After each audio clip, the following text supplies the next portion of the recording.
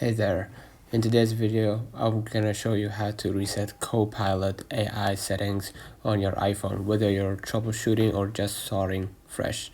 This guide has got you covered.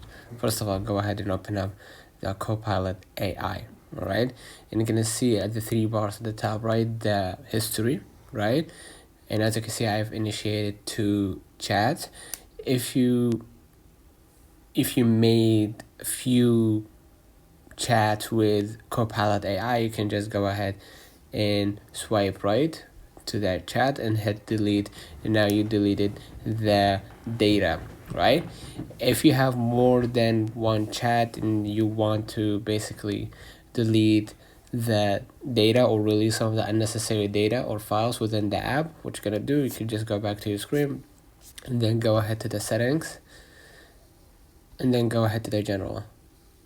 Go ahead to the iPhone storage, try to pin down Copilot AI.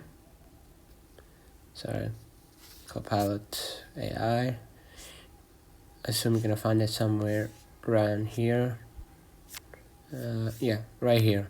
Go ahead and click on it and upload the app. And by uploading the app, you're gonna keep your document, but you will release some of the unnecessary data within the app.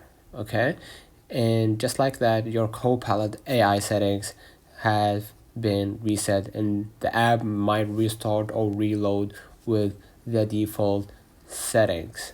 So, and there you have it. It is a quick and easy way to reset Copilot AI settings on your iPhone. If this helped, don't forget to give this video a thumbs up and subscribe for more tech tips. See you in the next time.